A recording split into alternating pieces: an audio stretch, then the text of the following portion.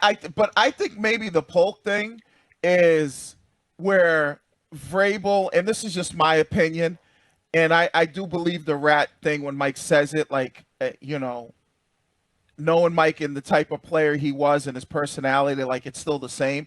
So, like, I think he was really saying, like, hey, you guys need to keep your mouth shut, whoever he's talking to. But I think it came to, in the meeting room, a maybe pushing, like a tug of war with Polk. Mm-hmm. Do we cut him? Can we trade him? What are we doing? Eliot Wolf being on the side, like, hey, let's just give him another year. Let's see if he can kind of be that guy that I think he can be. Well, yeah, Eliot Wolf has a vested interest in it, obviously. Right. And Mike going, wait a second, we drafted a guy and Williams, who I feel like is going to be the guy that we need to be focused on. And it became this kind of like tug and war. And I think Vrabel ultimately said, all right, here's what.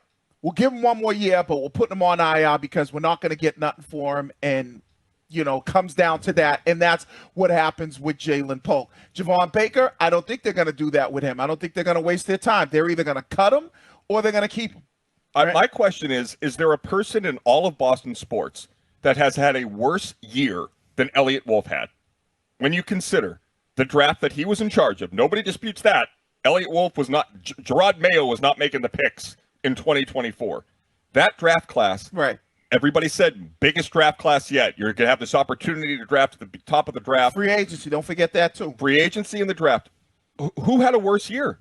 And he's still sitting here with the new administration. It honestly makes zero sense. And if there's even a scintilla of Mike Vrabel that believes Eliot Wolf is not being honest with him and is sharing information outside of this facility, I would lock his key code faster than they did with Mangini.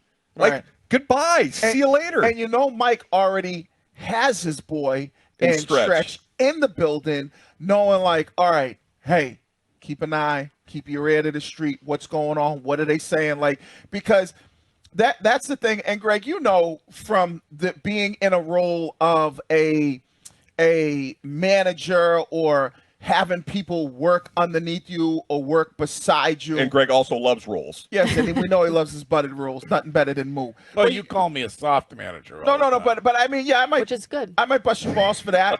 But which is good. It is. But you want to be relatable manager. I just don't understand his humor. Yes. But I would say, Greg, how difficult would it be if somebody was pushed on you that you didn't really vibe with, and now you're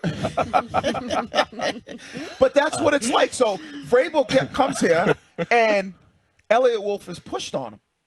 Like, if it's up to Vrabel, you think, well, a man of that caliber of a front office of mine, you don't say no to Eliot Wolf. I don't think Mike Vrabel even has. I think when you hear him and you heard him this morning, the confidence that he had, I don't think he even has time to worry about it. I think it's clear in his mind who the boss is, he's not. You know what I mean? And I agree with that. That's why my lead I think was. it's an annoyance. Yes. It's like when information's getting out, it's like a mosquito, buzzing around his head. It just annoys him. But he knows because he knows it's annoying him because it's a guy pushed on him that he knows people are instantly going to go, oh, the reason why their rumors are out is because of Eliot. It's like I asked him, what's your relationship really like with him?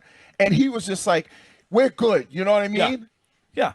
I just don't know why he's here. I really don't. I wish him well. I'm sure he's got great things in his future. His dad's a Hall of Famer. The stretch guy, whatever he is, should be in the position. There shouldn't be this convoluted room with people that were part of the old staff, part of the new staff. Vrabel should be in charge with his people. And it's two guys. It's not only the stretch guy, it's the guy from New York. Ryan Cowden. That's his other guy that he brought in. So it's like the two guys that, Vrabel has. It just, when you have that, like, if you're an owner and you go, we're going to clean everything out and let the new head coach. He'll get there eventually. No, I know he will. But But this is more of, think about this. We dealt with an ish show at the beginning of the season last year with Mayo and the Eliot Wolf situation and the quarterback situation. Why isn't Drake May playing? And we're not the same thing, but we're right back in an ish show the beginning of the season with, the whole rats and this getting out, and I get Vrabel's a lot different. Where I don't think it's an ish show because it's Mike Vrabel and he will handle it differently than Gerard Mayo was able to handle it. But it is annoying in the sense of like this is like we're focusing on this other stuff rather than neutralized. Bam. But it's just, I guess it's more of like when I issue, I mean, it's just like stuff where we're focused on that is not football related. Because the other thing I look at is you're willing to trade a first round pick, then what the hell are you doing? Let's get this team better.